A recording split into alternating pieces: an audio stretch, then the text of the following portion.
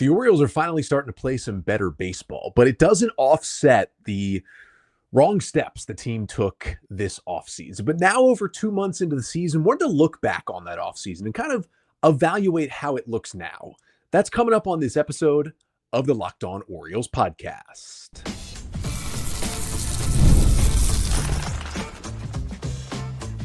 You are Locked On Orioles, your daily Baltimore Orioles podcast. Part of the Locked On Podcast Network, your team every day. Hey there, Orioles fans. Today is Thursday, June 5th, 2025, and welcome back into the Locked On Orioles podcast, part of the Locked On Podcast Network, your team every day. As always, I'm your host, Connor Newcomb. And coming up on today's episode, we're going to take a look back now again, right?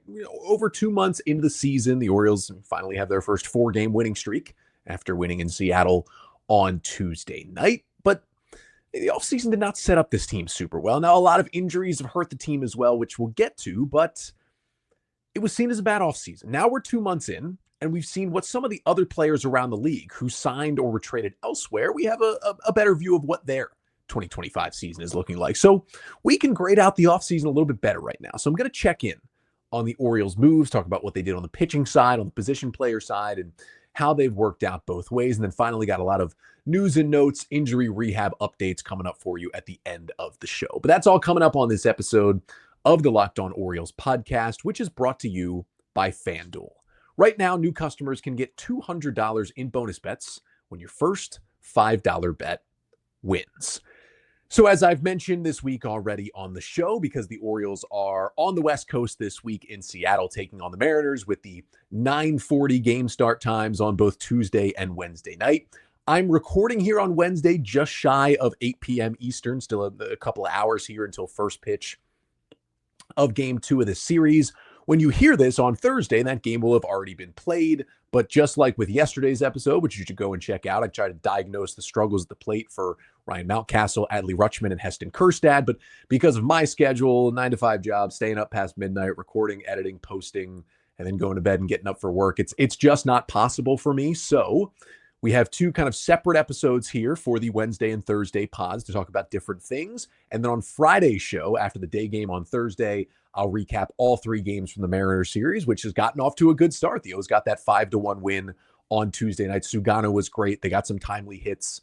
Mayo and Kjerstad had big hits. Adley had a 3-hit game. All good stuff from Tuesday night. And hopefully you're saying, yeah, Connor, and they did the same thing on Wednesday and they won again. Hopefully that is the case. But thanks for sticking with me, even with the no live game recaps. Make sure to check out the postcast with Luke on the feed as well, still after these late night games. But even without the game recaps on the show, at least the day after this week, just if you're listening, wherever it may be, Spotify, Apple Podcasts, make sure to subscribe to the show, leave a 5-star rating and a review. It really helps out the podcast. And we're here on YouTube. Be sure to like, comment, and subscribe to the Locked On Orioles YouTube channel. And if you have any Orioles thoughts, want to talk ball, want to ask some mailbag questions, whatever it may be, you can always email me, lockedonorioles@gmail.com. But today I wanted to take a quick look back at the Orioles offseason. We are now more than 2 months into the 2025 Major League Baseball season. And the kind of saying goes that GMs, front offices, they evaluate their teams once you hit Memorial Day. And we are a week plus past Memorial Day at this point. But that is when it is generally thought that teams will make the evaluation. It doesn't make the final decision for teams, whether they're going to be buyers or sellers at the deadline. There's still another month and change to go before that decision is made, but teams generally have a good idea of what they're going to look like. And the Orioles have not looked good at all for these first 2 months. And even though they're obviously starting to play better lately, they've won the 4 in a row. They've won 7 of 9. That's not including whatever happened, hopefully a win in Wednesday night's game. They still dug themselves a gigantic hole, whereas I've talked about, I think they're going to be sellers at this year's deadline. And we've talked a lot about how, hey, the injuries have played a huge part in that. Some underperformance of the players they're counting on have played a huge part in that. But also the ineffectiveness of their offseason also played a big part as well. And we've talked on and off about this offseason, but I wanted to do a dive back into it, kind of looking back and grading the offseason at this point. And let's start with, how did the Orioles do on the pitching side? And really, I think the O's had 2 things that you wanted them to check off their to-do list in the offseason in terms of pitching. I think the bullpen was in a pretty good spot. They did end up adding Andrew Kittredge, and he's been pretty good since coming off the injured list, and they had a lot of talent in that pen. They were really looking to address the starting rotation. Number one was give yourself an ace at the top of that rotation, whether it was bringing back Corbin Burns or bringing in someone else. And the other one was improving the rotation depth at the back end for the O's. So let's start with getting that ace at the top. For a while, I've given the O's an F grade on that. I'm moving it up to a D grade right now. They have gotten better. And some of that is because of the news recently with Corbin Burns. Now, we know the Orioles made a 4-year, $180 million offer to Corbin Burns to bring him back this offseason. He declined it for more years and more money, but less money per year, and took 6 years, $210 million with the Arizona Diamondbacks. Now, through all the reporting, the great reporting we got this offseason, we learned that Corbin Burns was pretty much set on playing in Arizona, and as long as they gave him a fair offer, he was going to take it because his family lives in Arizona in the offseason. He just had new twins that were born last year. He wanted to be able to play and live near his family, which makes a whole lot of sense, and that is what he chose. And we're kind of past the Corbin Burns part of it, right? Again, it basically came down to not just the Orioles, but any team. As long as the D-backs made a fair offer, which they came to in the middle of the offseason to Burns, and he immediately took that 6 years, $210 million, he was not going to sign anywhere else. But the news we got this week makes you kind of think about the Orioles offseason plans, right? He's been good, really good. 11 starts and a 2.88 ERA for Corbin Burns, but also the highest walk rate and the lowest or second lowest strikeout rate since becoming a full-time starting pitcher. So that's a little bit, some of the stuff under the hood has certainly been concerning for him. But now he's on the injured list, was placed there earlier this week with elbow discomfort. He suffered and left a game in his last start on Sunday, and he's getting some testing. He's getting some second opinions. It's generally not looking great for Burns right now. And he has been truly Mr. Reliable. 190 or more innings in 3 consecutive seasons, including that 1 year in 2024 with the Orioles. And that injury for a guy who's been so healthy and so durable kind of makes you think, like, can any of these top pitchers be trusted? And are any of them really worth it to shell out big money if you can basically mark it down that they're all going to miss time?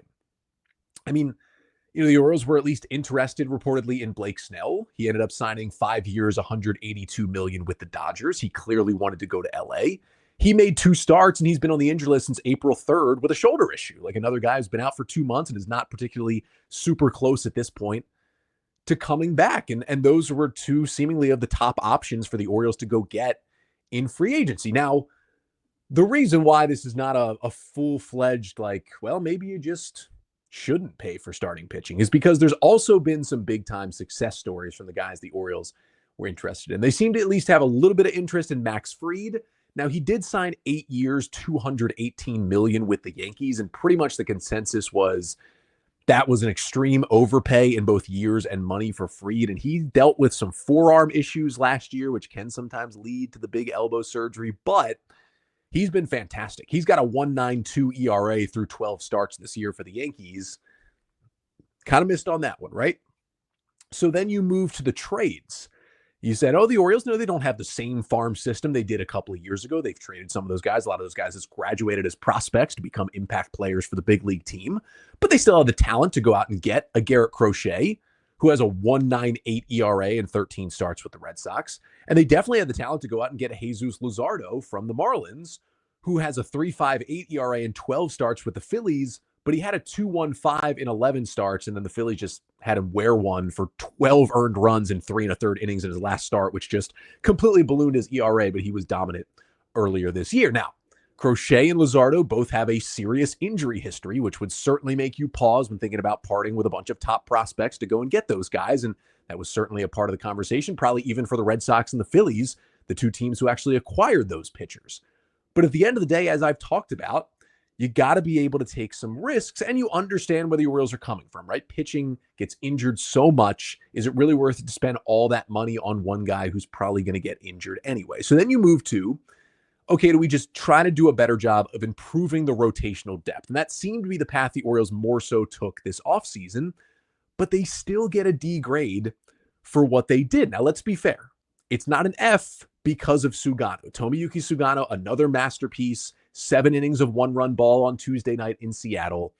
He's got a 3.04 ERA in 12 starts with the Orioles for a 1-year, $13 million deal. One of the biggest steals of the offseason for any team so far. Clearly the best move the Orioles made this offseason as well. But on the flip side, their other depth signing was Charlie Morton, who's been really bad. A 6.20 ERA in 53 2/3 innings, bouncing between the rotation and the bullpen. Now, he's certainly been better lately. He was good out of the pen. He's had back-to-back quality starts. He's going to remain in the Orioles rotation and seemingly pitch in that Sacramento series this weekend. So he's getting better, but it's still a 6.2 ERA, and he did a whole lot of damage early in this season to the Orioles. And so even with as good as Sugano's been, Morton was so bad that the two of them just kind of cancel each other out. And what the Orioles didn't do, okay, you didn't get your ace. You got your two kind of veteran back-end guys in Sugano and Morton. They cancel each other out. You had to feel like you needed to go and get a mid-tier guy. And I get it, right? The Orioles thought they would have Zach Eflin and Grayson Rodriguez at the top of their rotation.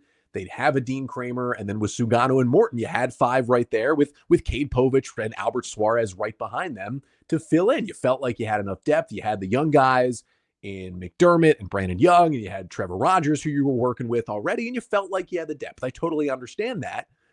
But clearly, it was not enough. Now, the Orioles have had bad injury luck, and some of this is because Grayson hasn't pitched at all this year. Some of this is because Eflin missed a month.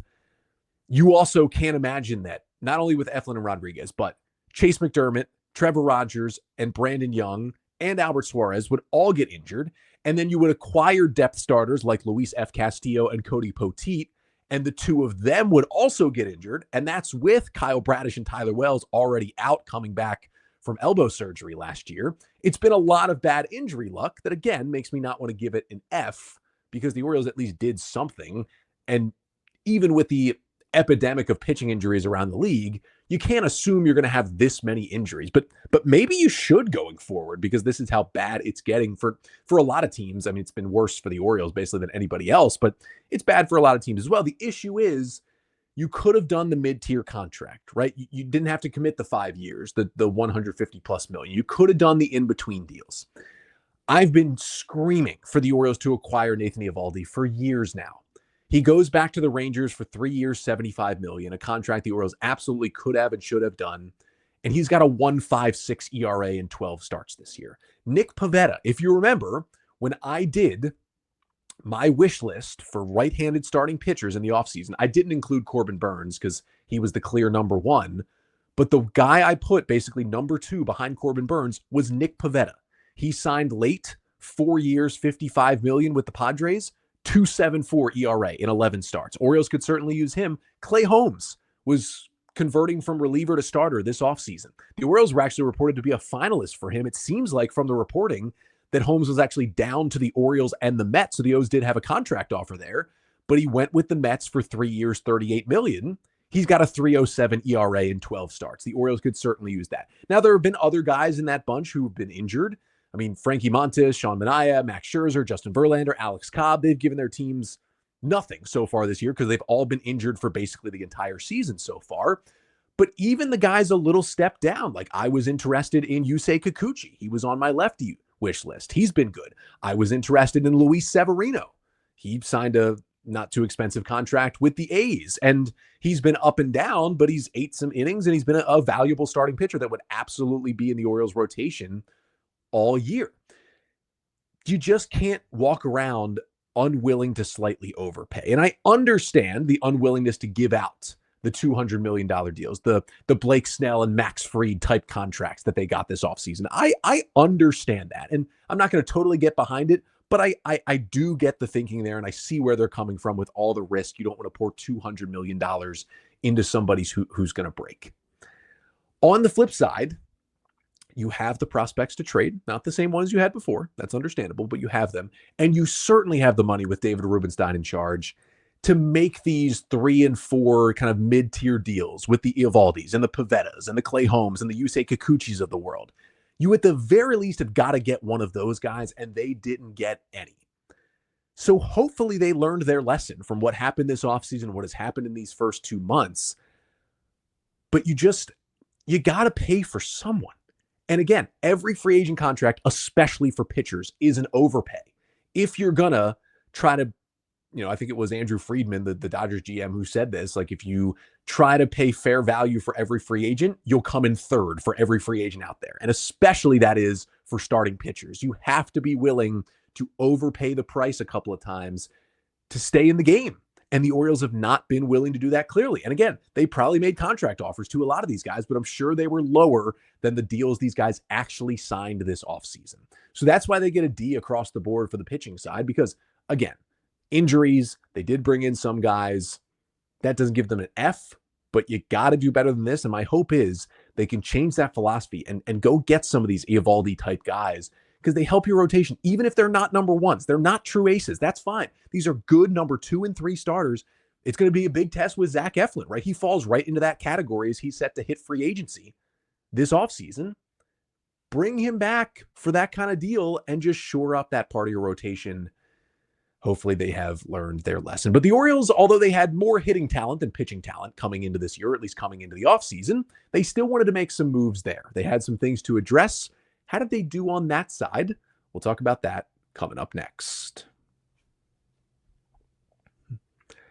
But first, this episode of the Locked On Orioles podcast is brought to you by FanDuel. The NBA playoffs are in full swing, and every night delivers highlight-worthy performances, major momentum shifts, and can't-miss moments. Whether it's a game-winning shot or a breakout player, there's never been a better time to get in on the action.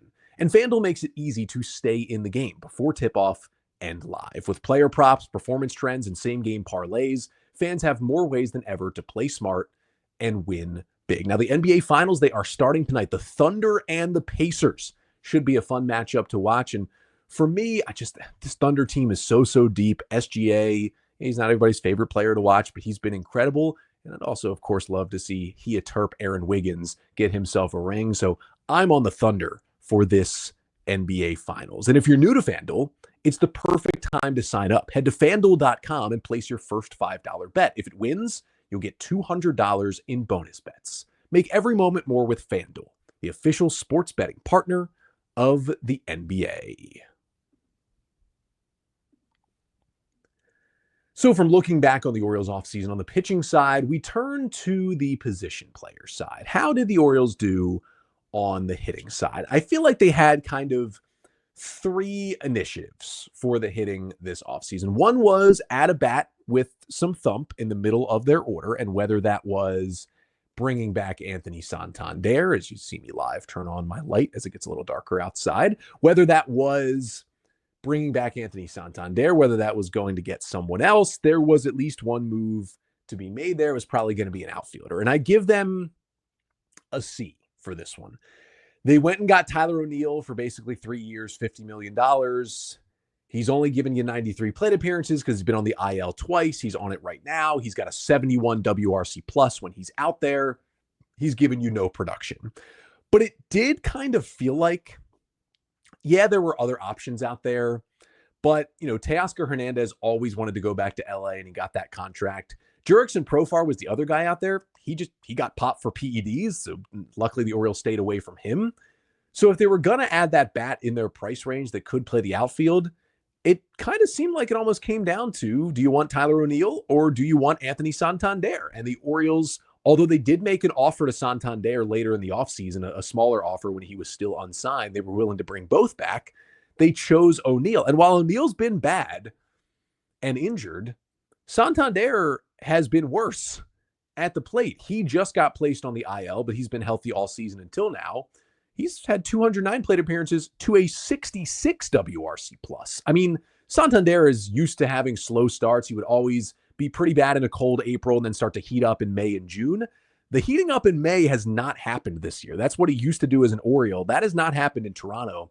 So this one's kind of a wash right now. So that's why it's a C. It's just kind of like there wasn't a lot of roster room to go bigger, right? Not a lot of these big-time free agent hitters are going to see all the young position player depth and guys that the Orioles have kind of cemented in positions around the diamond, and they're not going to sign there for a multi-year deal because they know if I do that, am I truly going to be an everyday player? So that's why guys like Tyler O'Neill, who are not platoon bats, not everyday guys, they're kind of somewhere in between, are willing to sign this deal. Even though there are the Mullins and the Kausers and the Kerstads of the world on this roster, they still know there's going to be some playing time for them. And Santander would have known that too. He's been here for years, and the Orioles didn't make a huge roster change outside of him. So they get a C for that one because, again, there wasn't a lot of other options out there. They went for O'Neill versus Santander, and basically both have been an absolute mess so far. But at least for O'Neill, it's a 3-year, much cheaper contract, not the 5 to 6 year deal that Santander signed with Toronto. Now, they also were looking to improve the depth to protect against the injuries that really crushed them down the stretch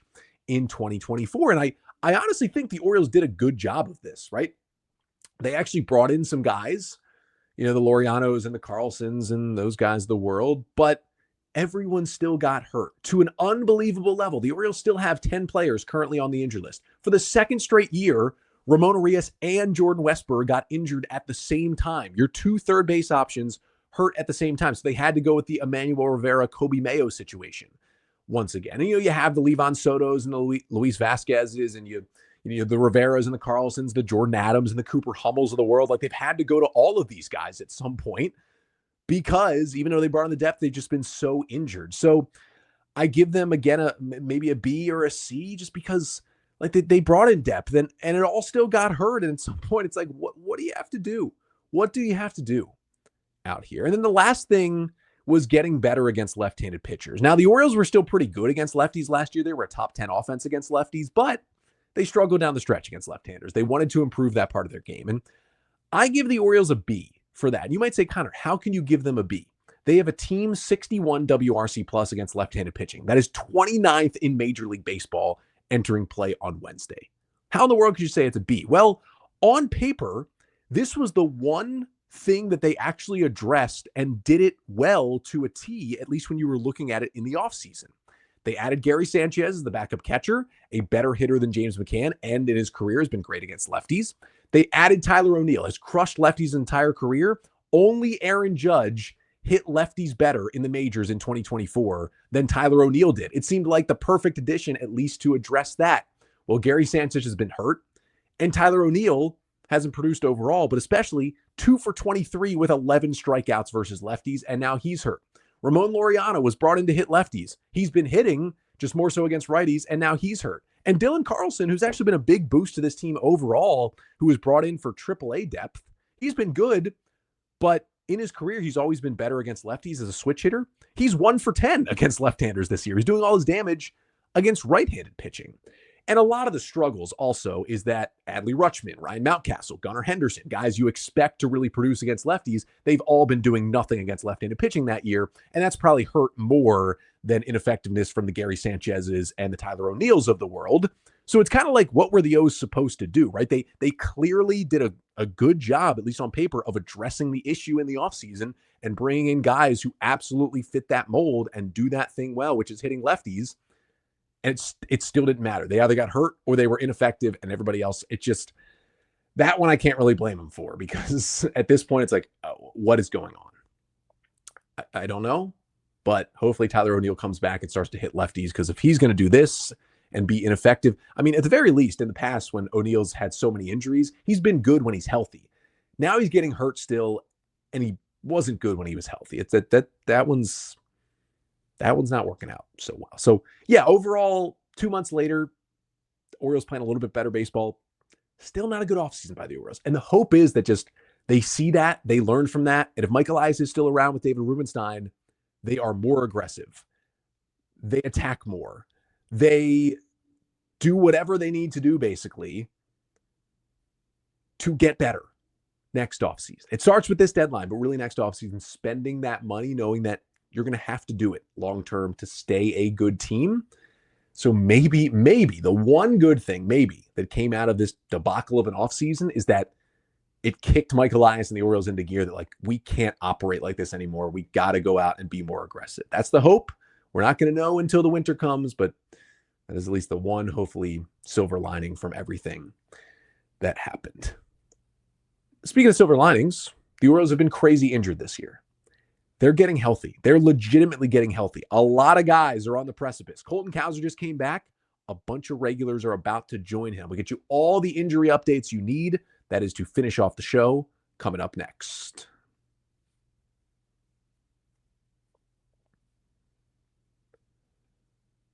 So to finish up this one, let's run it through turbo mode on all the roster and injury updates that we've gotten from Tony Mansolino and others in the past couple of days since the O's have been in Seattle. First one is Jordan Westburg, who continued his rehab assignment Tuesday and Wednesday for AAA Norfolk. Orioles said he would play both those games. Then they would give him the day off on Thursday and then would reevaluate. There is a chance he flies to California and meets the team in Sacramento on Friday to rejoin this lineup. Yes, Westburg had his struggles. It's been an 86 WRC plus before he got hurt, but he was playing injured for a lot of that. He will be a big boost to this lineup. Most likely, Emmanuel Rivera would get DFA'd to make room for Westburg on the roster. You play Westburg at third base every day, and then you have the Ryan O'Hearn plus Kobe Mayo split at first base and DH. He's been out since April 28th with that hamstring issue. Westburg had a setback. That's why it's taken so long. He's on the precipice of being back. It's going to be a really good addition for the Orioles. Tyler O'Neill is going to start on rehab soon. He is scheduled to begin his rehab assignment this weekend. He went on the injured list for the second time this year on May 18th with a shoulder issue. So hopefully maybe by the end of next week, O'Neill is back in this lineup. Ramon Laureano also began his rehab assignment in AAA on Wednesday. He was on the IL on May 24th with an ankle sprain and that weird play in Milwaukee, but Laureano was scorching red hot at the plate before he got hurt. So hopefully when he comes back, I would think at some point next week, he can continue to swing that bat well. And Gary Sanchez also started his rehab assignment in AAA Norfolk on Wednesday. Sanchez has been out for a while with that wrist injury. So he'll come back and mostly, Maverick Handley would go down to AAA and Gary would reassume his duties as the Orioles' backup catcher. Cedric Mullins also could be back soon. He would actually be eligible to return from the IL early next week. Tony Mansolino said on Wednesday that Mullins is running and should begin his baseball activities soon. TBD on if he's going to need to go on a rehab assignment or not. My guess is that I think he's eligible either Monday or Tuesday to come off the IL. My guess would be it's going to take a little bit longer than that coming back from the hamstring issue. But Mansolino said when he got hurt, it was a very, very mild hamstring strain. It should be right around the minimum 10-day IL stint. So hopefully Mullins is back at some point next week. And when all three of those outfielders come back, Tyler O'Neill, Ramon Laureano, and Cedric Mullins, they're going to have some roster moves to make. Now, optioning Jordan Adams to AAA is the obvious one. He's basically just here to be a pinch runner and defensive replacement while Mullins is out. And then you could option two of the three guys on the roster who have minor league options. That is Dylan Carlson, Heston Kjerstad, and Kobe Mayo. You could choose to send the two outfielders and Carlson and Kjerstad down. You could choose to send Mayo down. Personally, even though Kjerstad had a couple of hits on Tuesday, I would option Heston Kjerstad to AAA for a reset. And I think this would be the time where you finally DFA Jorge Mateo, right? The only reason he's stuck on this roster is because the Orioles haven't been fully healthy at any point. Because even when Cowser was playing the first couple of games, remember, Gunnar was on the IL. They have not had Cowser and Gunnar together. And then if you get Westburg, you get O'Neill, you get Laureano, you get Mullins back, you would have basically everybody but Ryan Mountcastle healthy on the roster. And you can just say, hey, we'll keep Kobe Mayo, right? Instead of to be the Ryan Mountcastle. And that gives us the full roster we want. There's just no more space at that point for Jorge Mateo. And the Orioles could argue back, well, Mateo doesn't have options. Carlson does. And Mateo is a quote unquote outfielder. So we can just freely send Carlson back down and keep Mateo. But I think Dylan Carlson just makes the team better. He helps the team more than Jorge Mateo does. I would do that Mateo move. So if you did that in the outfield, it would leave you with a regular starting outfield of Colton Cowser, Cedric Mullins, and Tyler O'Neill. And then you jump Ramon Laureano in there for the good matchups, and Dylan Carlson would kind of float around, pinch run, defensive replacement as your fifth outfielder. Then you have an infield of Jordan Westburg at third, Henderson at short, Holiday at second, and then Ryan O'Hearn and Kobe Mayo would just split first base and DH duties. Ramon Arias becomes your utility guy, and then you've got Adley Rutschman, and it's about to be Gary Sanchez as your two catchers on the roster.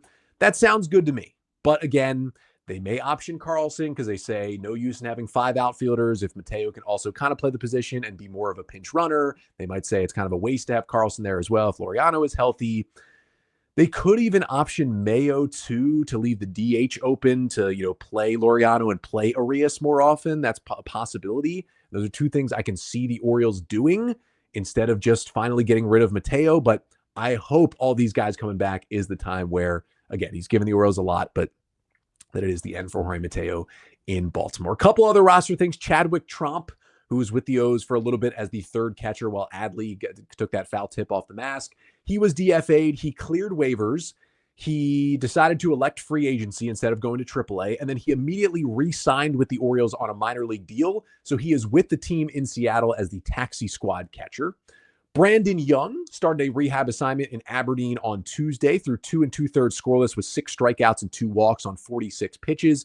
He hadn't pitched since May 2nd when he suffered a shoulder injury in AAA. So great to see him back out there for the Orioles. A couple other guys who have kind of gotten back to it. Michael Ferret, one of the Orioles' top pitching prospects, returned to Aberdeen on Wednesday. That was a good sign. Cionel Perez, who was DFA'd, he cleared waivers and accepted his assignment to AAA Norfolk to stay in the organization. So still nice to have him there as depth just in case they need it. And the final update is on Ryan Mountcastle, who left Friday's game with a hamstring issue, went on the injured list on Saturday. Tony Mansolino said before Wednesday's game, they do have Mountcastle's MRI results on his hamstring. Didn't go into detail on them, but basically just said, hey, it could be a while. So it seems like it could be a little more severe hamstring issue than like Arias or Mullins had. It seems like it could be more in the Westburg case where it takes him, more than a month to return. Coby Mayo's right here. Put him in the lineup every day. Give him all the ABs that Mountcastle was getting. This is the chance to give Mayo that runway. Who knows if he's going to struggle again or not, but this is the time to give him that runway, give him those everyday at-bats. Please do not option Mateo when these option Mayo when these outfielders get back. Please get rid of Mateo. Please keep Coby Mayo. This is the wide open opening he needed on this roster to play every day. It's right there for you, Orioles. Do not screw it up. That'll do it for today's episode. Thank you so much for tuning in. I am back tomorrow for one more pod this week as a full recap of the Orioles and Mariners series because this Thursday game is a day game. 3:40 game. Zach Eflin for the Orioles. Right-hander Brian Wu goes for the Mariners. So that means I have time to record after the game, and I will recap all 3 games of this series between the Mariners and the Orioles. Hopefully it's recapping a sweep or at the very least a series win for the O's. And then I'll quickly get you ready for the O's-A's series coming up this weekend. That's on tomorrow's episode. Until then, I'm Connor Newcomb, and this has been the Locked On Orioles podcast, part of the Locked On Podcast Network. Your team every day.